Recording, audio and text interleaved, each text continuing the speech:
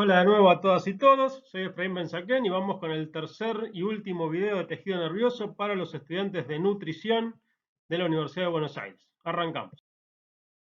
Bueno, vamos a empezar con los nervios periféricos. Los nervios periféricos son haces de prolongaciones neuronales llamadas fibras nerviosas. Es decir, las prolongaciones de las neuronas, principalmente en su gran mayoría axones, se las llama fibras nerviosas. Se les da el nombre genérico de fibras nerviosas y todos los libros aclaran que puede incluir alguna dendrita y que para distinguirlos exactamente habría que recurrir a métodos específicos de tinción o de marcación de inmunohistoquímica. Entonces, les decimos genéricamente fibras nerviosas, pero en su gran mayoría estamos hablando de axones, que transcurren obviamente por el sistema nervioso periférico, por eso son nervios periféricos. En el sistema nervioso central, estas prolongaciones se llaman vías. Las fibras de los nervios periféricos están organizadas y empaquetadas por tejido conectivo. El tejido conectivo se llama de afuera hacia adentro epineuro, perineuro que rodea cada fascículo y endoneuro que rodea cada fibra en particular. Repito, de afuera hacia adentro, epineuro que rodea todo el nervio, perineuro que rodea cada fascículo de cada nervio y endoneuro que rodea a cada fibra de cada fascículo de los nervios. En las imágenes vemos un corte transversal con hematoxilina y eosina de un nervio periférico que tiene tres fascículos claramente diferenciados. De afuera hacia adentro vemos todo el epineuro con estas densidades de colágeno bien empaquetado. Lo que ven acá en negativo es tejido adiposo. Recuerden que los triacilgliceroles de los adipocitos se van con la técnica y todo este tejido adiposo cumple una función de protección mecánica como térmica de los nervios periféricos. Después tienen el perineuro, que es esta capa celular, mayormente celular, ven que tienen muchos núcleos uno al lado de otro, después lo vamos a ver en más detalle, no se preocupen, pero lo importante es que el perineuro rodea y aísla cada fascículo. En la parte interna también se ve cierto espacio negativo que se corresponde con estructuras de tejido conectivo un poco más laxo, fibras reticulares, fibras elásticas que tiene el perineuro. Y por último, el endoneuro no se alcanza a apreciar en esta imagen a poco aumento, pero sí en el dibujo de la derecha podemos observar de adentro hacia afuera un axón rodeado por su célula de Schwann. La célula de Schwann está rodeada por toda esta estructura que está dibujada acá con estas rayitas perpendiculares, perdón, longitudinales en el mismo sentido que van los axones, que se corresponden al endoneuro. Luego tienen esta capa principalmente celular, como se ve acá en el dibujito, todas estas células celestes que se corresponden al perineuro, que rodea cada fascículo en particular y por él transcurren la mayoría de los vasos, lo que se llama la vasa nervorum. Y por último, el perineuro, que es lo que ven en amarillo, así como ven acá estructuras de tejido adiposo, lo que se ve por fuera en amarillo corresponde al perineuro, que es un tejido conectivo más denso. Esto lo vamos a ver en detalle en las próximas diapositivas. Continuamos.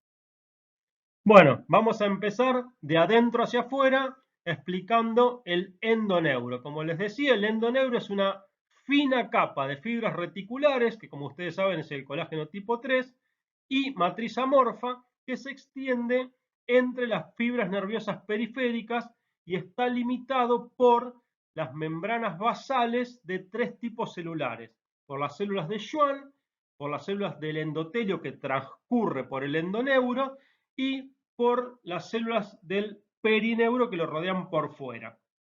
Es muy importante que ustedes sepan que en el endoneuro existen mastocitos y macrófagos y tienen un rol central en reaccionar ante la presencia de antígenos para desencadenar una respuesta inmunológica y de esta forma impedir que se infecten los nervios periféricos y que por esta vía puedan acceder patógenos al sistema nervioso central, porque obviamente todas estas fibras van o vienen hacia el sistema nervioso. Si vemos la imagen vamos a encontrar de adentro hacia afuera toda la estructura del citoesqueleto del axón con sus neurotúbulos, neurofilamentos y filamentos de actina. Luego en verde van a encontrar la capa de mielina, que es un súper enrollamiento de la membrana de las células de Schwann. Y externo a la mielina ya van a encontrar esta estructura que ustedes ven en lila, que son las fibras del endoneuro. Fíjense que hay un montón de fibras que corren en forma paralela a los mismos axones, como ustedes pueden ver acá, como pueden ver acá, pero hay otras fibras que se entreveran entre los axones y fibras nerviosas y que le dan unidad al empaquetamiento. Otra cosa muy importante que se aprecia en la imagen es la continuidad entre el endoneuro y el perineuro, que sería lo que ustedes están viendo en la parte superior derecha de la imagen. Así que recuerden, el endoneuro son fibras reticulares, en su mayoría que recubren a todas las fibras nerviosas, que las empaquetan y las unen entre sí, pero que dan también lugar a la presencia de células que tienen la capacidad de desencadenar una respuesta inmunológica ante la presencia de antígenos o cuerpos extraños. Continuamos. Muy bien, por su parte, el perineuro está formado por células aplanadas de aspecto epitelioide o mioepitelioide, dicen algunos autores, que están unidas entre sí por uniones oclusivas. Repito esto, el perineuro está formado por una capa de células fuertemente unidas entre sí por uniones oclusivas, o sea que impiden el paso de sustancias. Y además las células están rodeadas en ambas caras por una lámina basal o lámina propia y por una estructura de tejido conectivo con importante presencia de fibras elásticas y reticulares. El perineuro forma una envoltura continua que aísla a cada fascículo nervioso del intersticio adyacente y por lo tanto regula la composición del medio interno del nervio. Esto es muy importante para el funcionamiento de los axones. Es decir, ustedes acá en la imagen ven 3 fascículos nerviosos, 2 pequeños y uno un poco más grande. En el pequeño van a ver que hay una capa de célula que puede ser única. Ven acá esta célula de aspecto alargado, fusiforme, que va rodeando. Si ustedes siguen el límite del fascículo, van a encontrar estas células que forman lo que conocemos como perineuro. En el fascículo que vemos abajo, que es un fascículo más grande, como claramente se ve, ya van a ver que es más gruesa esta capa y que pueden encontrar más de un núcleo. ¿Ven acá? Se pueden encontrar incluso en fascículos grandes hasta 7 capas de células del perineuro. Todas estas células están fuertemente unidas entre sí por uniones oclusivas y van a regular qué entra y qué sale del fascículo nervioso. Esto va a garantizar que haya un microclima a nivel de los nervios que les permite el funcionamiento a los axones, porque los axones obviamente se comunican por señales eléctricas y dependen de los iones que se encuentren en el líquido extracelular. Por eso es muy importante este aislamiento y también es muy importante por razones inmunológicas, porque cualquier patógeno, tanto tóxico o biológico, físico, que ingrese al espacio intersticial no va a poder acceder a la estructura del fascículo nervioso en sí y mucho menos a los axones, donde todavía nos queda el endoneuro y las células de defensa, tanto mastocitos como macrófagos. Así que el perineuro es la estructura dentro de las fibras nerviosas, de los nervios periféricos, que tiene un rol importante de aislamiento. Continuamos.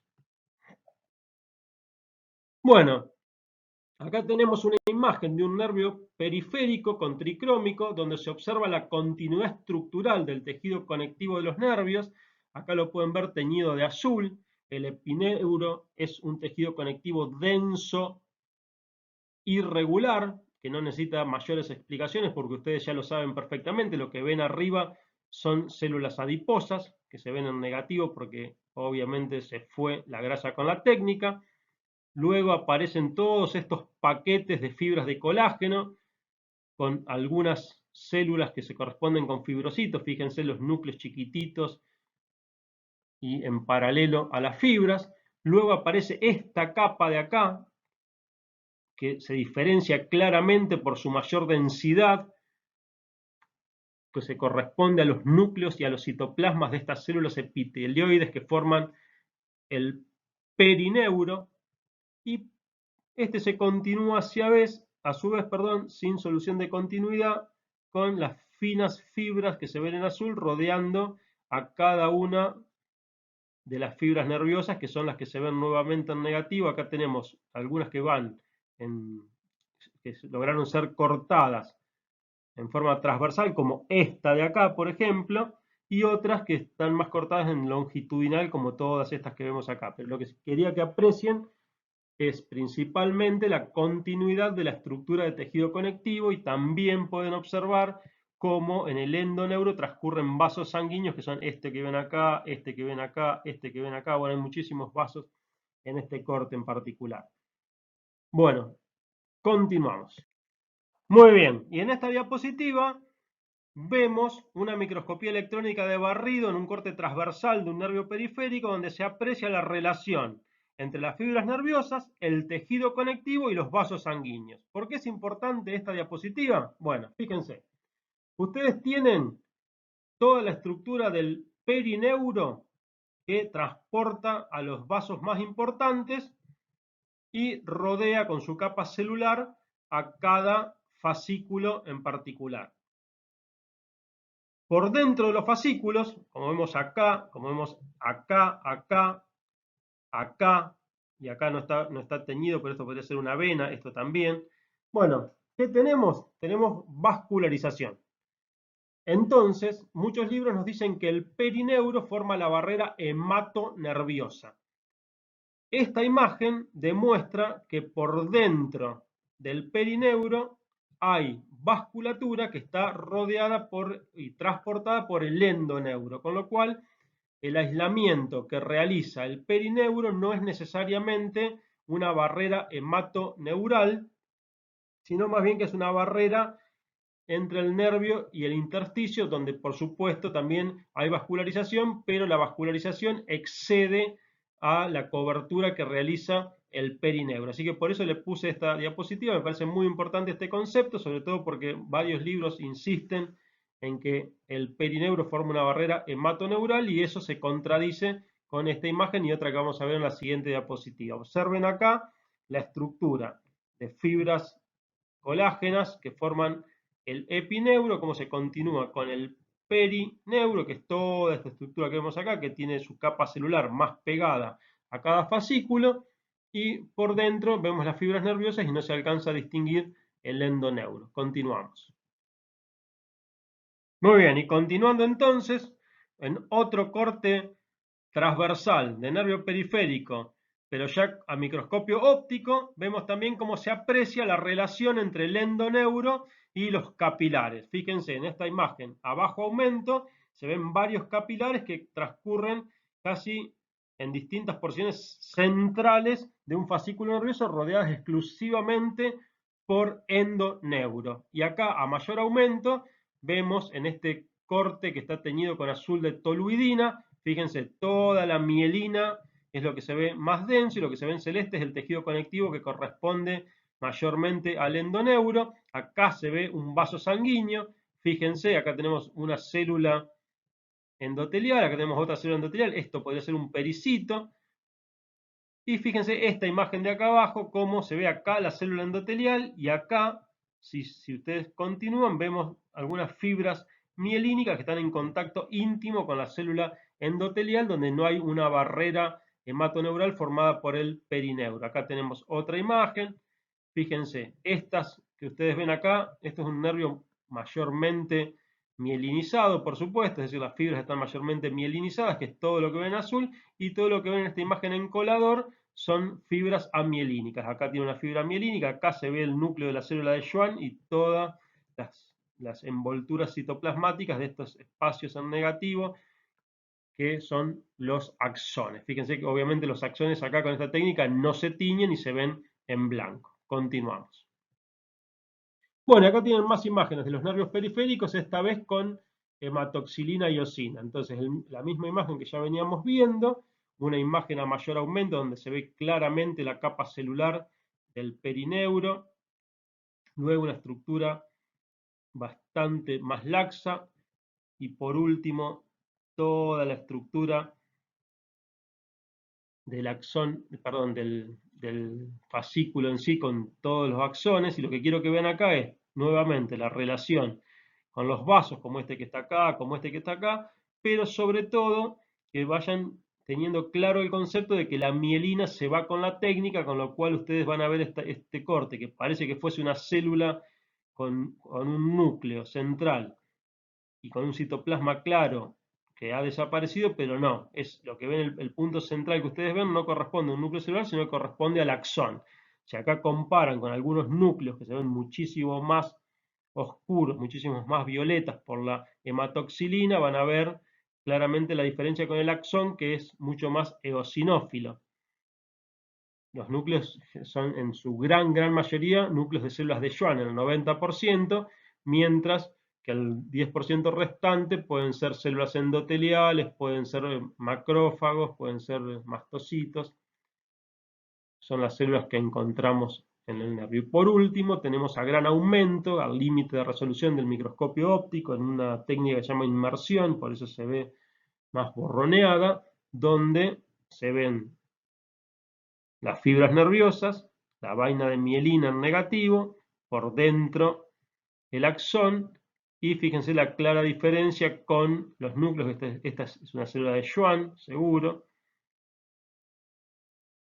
Y bueno, después, si seguimos la imagen, se ve más de lo mismo. Los núcleos más grandes son células de Schwann, estos núcleos más pequeños puede ser una célula endotelial o alguna célula inmunológica.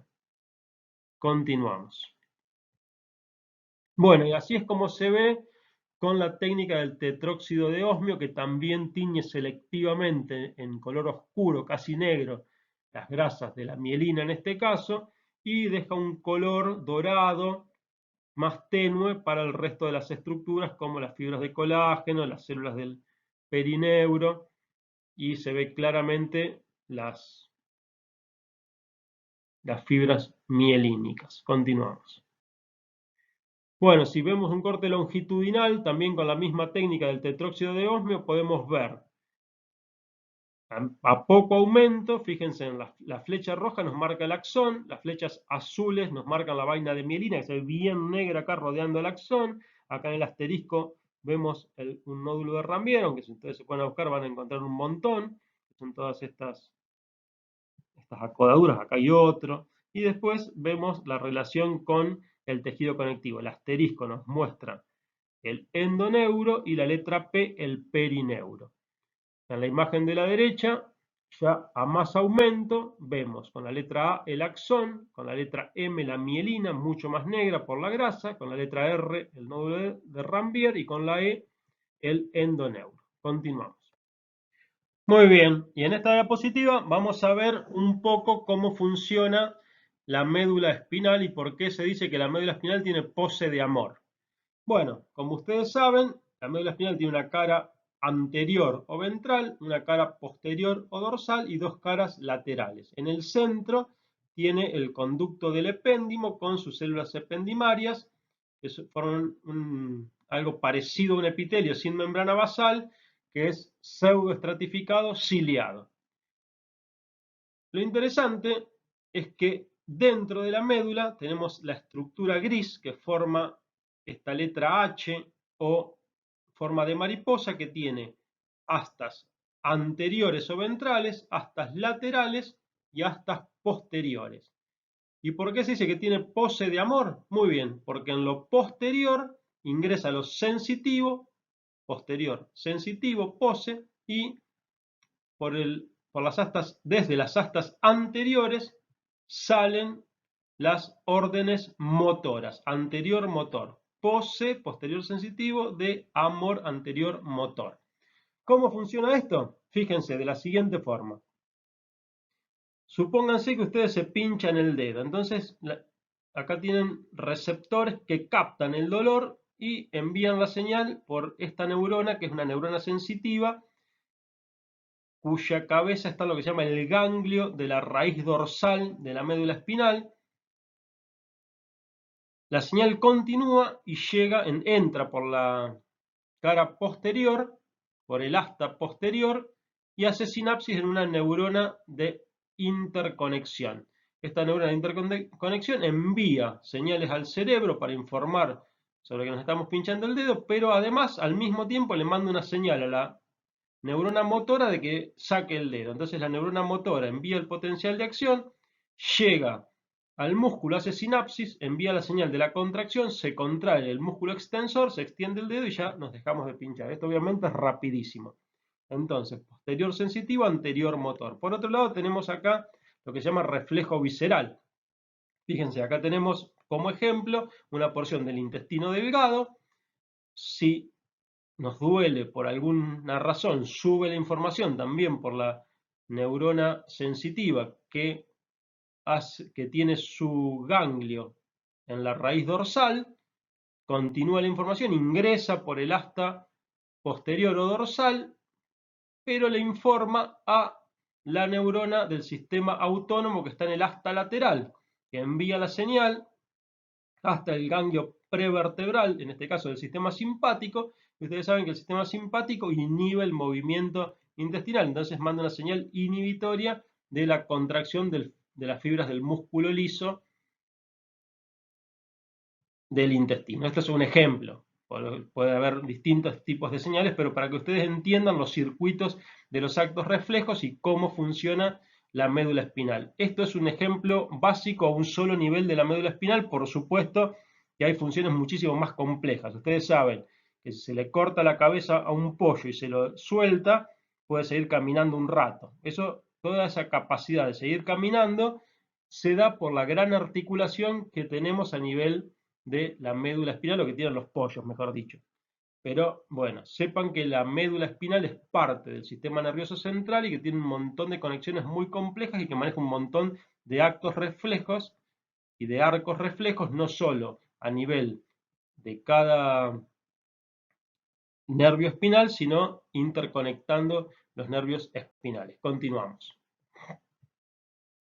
Bueno, acá tienen con más detalle lo mismo del arco reflejo. Fíjense, uno se pincha, están estos corpúsculos receptores, reciben el estímulo viaja por esta neurona pseudo unipolar, ingresan por el asta posterior, llega a la interneurona manda una señal para la neurona motora y otra señal que se va a sumar a las vías que suben hacia el cerebro, o hacia el encéfalo, mejor dicho.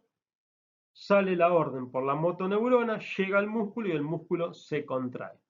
Así que bueno, no me pueden decir que esto no quedó bien explicado, así que tema de examen, pregunta de examen ya para una nota un poco mejor. Acá en esto pueden hablar de la sinapsis, pueden hablar de lo que es el soma neuronal, de qué células aíslan a este soma neuronal, de qué otro tipo de células aíslan a este otro soma neuronal. Fíjense que esto es sistema nervioso periférico y esto es sistema nervioso central. Así que también me pueden hablar acá del sistema nervioso central y sistema nervioso periférico. Bueno, con esta imagen piénsenla, razónenla, porque de acá van a salir muchas preguntas de examen. Continuamos. Muy bien, en esta diapositiva vemos de izquierda a derecha, de menor a mayor aumento, 3 fotografías de cortes de un ganglio de la raíz dorsal teñido con la técnica de Cajal, que es la técnica de Golgi, a la cual se le aplica una serie de compuestos químicos, principalmente sobre el final cloruro de oro, que hace un viraje del color y lo que ocurre es que los núcleos de las neuronas se van a ver claritos, como lo ven acá en la imagen de la derecha, se van a ver en negativo. El soma se va a teñir con intensidad y también va a tomar intensidad lo que se llama el neuropilo, que son las prolongaciones o las fibras. Si vamos a la imagen a gran aumento, vemos todo el ganglio y el nervio periférico, cuyas fibras también se tiñen un poco más pálidamente que los núcleos celulares, porque obviamente la presencia de mielina diluye la tinción de los neurofilamentos. En la imagen central podemos ver las neuronas y las neuronas acá con la letra N, que son todos estos cuerpos oscuros, en muchos de los cuales se ve la zona clara central que corresponde al núcleo neuronal, y con la letra F todas las fibras que son los axones que entran y salen del ganglio. Y ya a mayor aumento podemos ver cómo el soma neuronal se tiñe fuertemente con esta técnica cuando el corte pasa por el núcleo se ve negativo y también se tiñen fuertemente los axones. Acá donde la flecha azul nos señala podemos ver cómo nace el axón y a poco de nacer se bifurca en una rama que se va un poco de plano hacia atrás, pero se alcanza a ver que va hacia abajo, y otra parte que va hacia arriba. Esos axones obviamente luego se continúan con por los nervios periféricos. Uno de ellos va hacia el receptor sensitivo que trae la información y el otro lleva la información hacia el sistema nervioso central. Continuamos. Acá tienen el mismo ganglio de la raíz dorsal, pero con otra tinción que es la tinción de Nils, que es violeta de Cresilo. Fíjense cómo se ve con claridad los grandes núcleos perdón, los grandes somas con un núcleo, con núcleo evidente y rodeadas por las células de sostén o células satélite.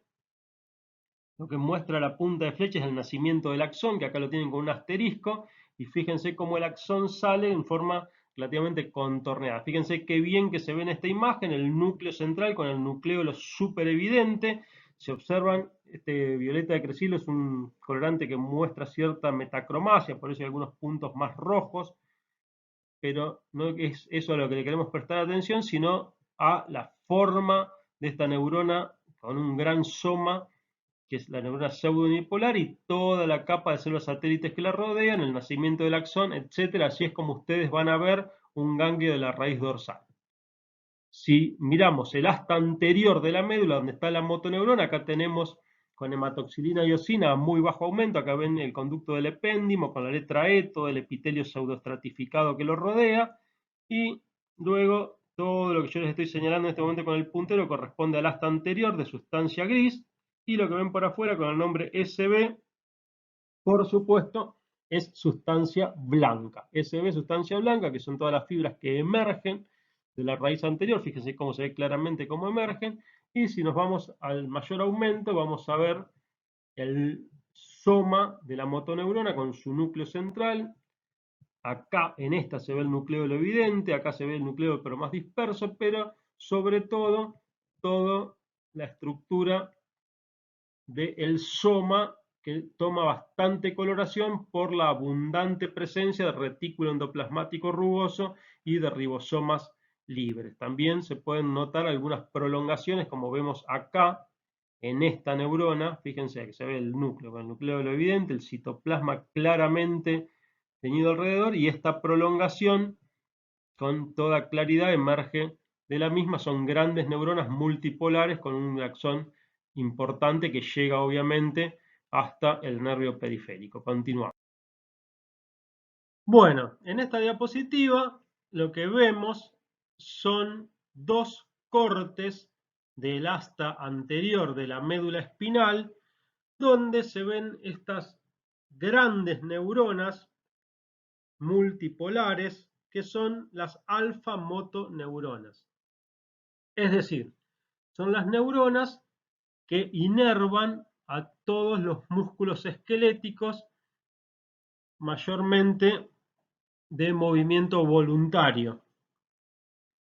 En la imagen que tenemos a la izquierda de ustedes, les estoy señalando con el puntero láser, vemos la tinción de Cajal, que es este viraje de la tinción de Golgi que después vamos a ver. Entonces se ve el núcleo claro en negativo, acá el asterisco está marcando un núcleo, acá vemos otro núcleo, y sobre todo en esta imagen central vemos el núcleo bien en negativo, hasta se nota el nucleolo, y alrededor del núcleo todo el pericarion, alrededor, carion, núcleo, todo el citoplasma de la célula, del soma neuronal, bien teñido porque el citoesqueleto fija a estos colorantes.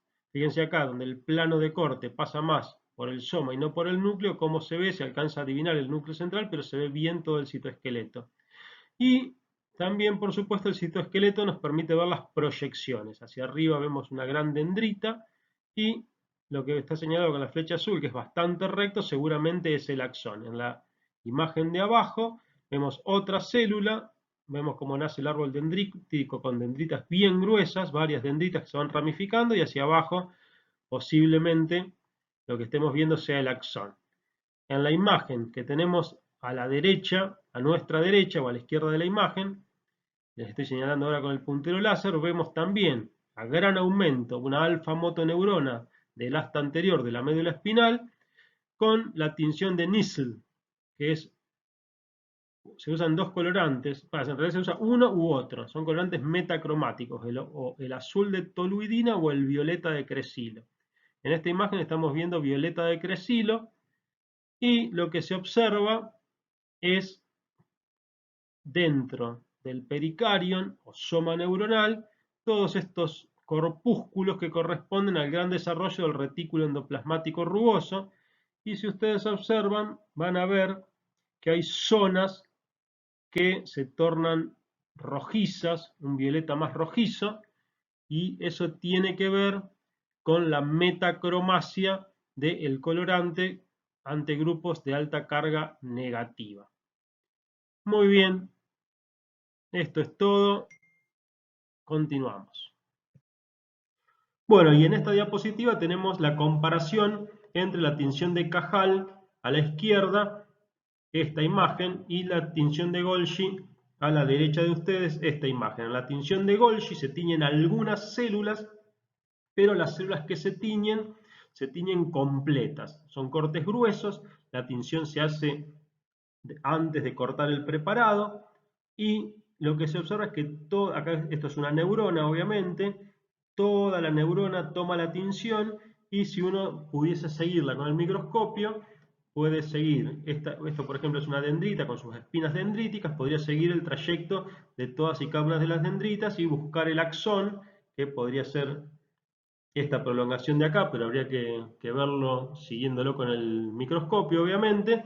Puede seguir todo el trayecto del axón y desde las dendritas. En cambio, con el viraje que logra Cajal a la técnica de Golgi, que es la imagen que ustedes tienen a la izquierda, es una imagen que ya hemos visto donde se ve el neuropilo y donde el núcleo se torna claro, se ve en negativo, lo que permite distinguir fácilmente los somas neuronales. Bueno, estas tinciones es importante que las sepan porque se preguntan bastante. Continuamos. Bueno, otro corte muy frecuente, sobre todo por los estudios de Santiago Ramón y Cajal, de Golgi y de varios más, pero sobre todo de Santiago Ramón y Cajal, es el corte del cerebelo. El cerebelo regula el ajuste y la coordinación de las funciones de la musculatura estriada, tanto de los movimientos voluntarios como de todas las funciones automáticas, y por lo tanto regula el equilibrio del cuerpo. Si vemos a bajo aumento un corte del cerebelo, vamos a ver una corteza que tiene varias capas y luego una sustancia blanca central, que es lo que yo les estoy señalando con el puntero láser, y está señalado acá con la flecha roja. Con la flecha amarilla se distingue la corteza, que tiene varias capas, una capa molecular, hacia el cual van las dendritas de las células de Purkinje, otra capa de células de Purkinje, que es la que les estoy señalando en este momento, donde se ven claramente estas neuronas que ya las vimos en videos anteriores, que son espectacularmente descritas por Santiago Ramón y Cajal, y luego una capa granular que es interna a la capa de células de Purkinje, y luego ya arranca la sustancia blanca. Continuamos. Bueno, acá lo vemos con mucho más detalle. Entonces, el cerebelo está formado por un centro de sustancia blanca rodeado por la sustancia gris. Acá lo que vemos es la sustancia blanca y está rodeado siempre por sustancia gris de adentro hacia afuera. Y la sustancia gris está dividida en tres capas. La capa molecular externa, que es la que vemos acá afuera, que se entrevera con todas las dendritas de las células de Purkinje. La capa, perdón, de células de Purkinje propiamente dicha, que son intermedias, que son estas que ustedes ven acá en las imágenes coloreadas con color verde, y acá la vemos con la tinción de Nils, donde claramente se ven los cuerpos de las células de Purkinje, y una capa granular o granulosa, donde hay muchísimos cuerpos neuronales. Acá la tienen con distintos colores mucho mejor diferenciadas. En verde las prolongaciones de células de Purkinje, entreveradas con neuronas intermedias o interneuronas, y abajo las prolongaciones axonales también entreveradas con otro tipo de neuronas de interconexión y con muchísimas células de la glía que mantienen su sostén y su nutrición a este nivel. Continuando. Bueno, y acá les pongo una diapositiva de la sustancia gris del cerebro, que esto no se ve demasiado en histología, pero ustedes recuerden que la corteza tenía la sustancia gris y luego de ahí surgían las vías que formaban la sustancia blanca, que si había núcleos subcorticales recibían justamente el nombre de núcleos, la sustancia gris subcortical recibe el nombre de núcleos, a diferencia del sistema nervioso periférico donde se llaman ganglios, y estas capas de la sustancia gris reciben distintos nombres de acuerdo a los diferentes tipos de neuronas que predominan en ellos. Entonces, vemos acá una primera capa molecular, donde encontramos muchas neuronas de interconexión que se entreveran con las dendritas de las células piramidales. Una segunda capa que se llama granular externa, donde también está este tipo de célula que recibe el nombre de célula granular, que es una neurona tipo Golgi 2 de cortas prolongaciones. Una tercera capa que es la piramidal externa, donde ya encontramos la primera capa de células piramidales que son un poco más cortas sus prolongaciones, que siempre llegan hasta la corteza. Otra capa granular interna, con las mencionadas células granulares. También, obviamente, en la capa piramidal tenemos este tipo de neuronas de interconexión, como ven acá o acá, etcétera. Más internamente ya encontramos la capa interna de células piramidales y por último una capa que se llama multiforme. Esto no le estamos a prestar demasiada atención, pero les quería dejar esta imagen para que ustedes conozcan que en la sustancia gris de la corteza podemos distinguir hasta 6 capas de acuerdo a las neuronas que predominen en cada una de ellas, o a los somas neuronales, mejor dicho, que predominen en cada una de estas 6 capas. Continuamos. Bueno, y fíjense, así es como se ve con tinción de Nissl un corte de la corteza cerebral, valga la redundancia, con sus 6 capas, que son muy difíciles de distinguir, y lo que tienen acá es un dibujo de Santiago Ramón y Cajal, donde identificaba las capas de la corteza, pero donde tuvo mucho detalle en el dibujo de esta célula, que es la célula más importante de la corteza, que son las neuronas piramidales. Acá vemos una imagen a microscopio óptico con la técnica de Golgi de la neurona piramidal, donde vemos el árbol dendrítico, o una parte, mejor dicho, del árbol dendrítico y el nacimiento del axón. Y acá tenemos ya con una imagen moderna con inmunohistoquímica y obviamente con un aislamiento de la coloración para que se aprecie con mayor calidad cómo se ordena en la corteza cerebral una célula piramidal y sus múltiples prolongaciones. Por último, les decía, les dejo un glosario donde les refuerzo algunos de los principales términos o nombres que ustedes van a encontrar en tejido nervioso. Cuando hablamos de núcleos, estamos hablando de sustancia gris subcortical en el sistema nervioso central, fuera de la corteza. Cuando hablamos de ganglios, estamos hablando de acumulación de cuerpos de neuronas en el sistema nervioso periférico. Cuando hablamos de fibras, hablamos de cualquier prolongación de las neuronas, dendritas o axones. Generalmente en los nervios periféricos predominan los axones y en las vías también, pero en las interconexiones pueden predominar ambos tipos de prolongaciones. Cuando hablamos de una vía, hablamos de un conjunto de fibras a nivel del sistema nervioso central. Cuando hablamos de nervio, hablamos de los conjuntos de fibras que transcurren por el sistema nervioso periférico. Cuando hablamos de neurotúbulos, estamos hablando de microtúbulos. Cuando decimos neurofilamentos, o también lo van a encontrar como neurofibrillas, hablamos de los filamentos intermedios. Cuando hablamos de endoneuro, es el tejido conectivo que rodea cada fibra. El perineuro es el tejido conectivo celular que rodea los fascículos de fibras nerviosas. El epineuro es el tejido conectivo denso que recubre todo el nervio. Y la vasa nervorum corresponde a toda la red de vasos sanguíneos que acompañan e irrigan a los nervios periféricos. Bueno, esto es todo. Con esto ya terminamos con todos los temas de histología del primer parcial. Así que nuestro próximo encuentro va a ser para un simulacro de examen. Nos estamos viendo pronto. Saludos para todos. Chau, chau.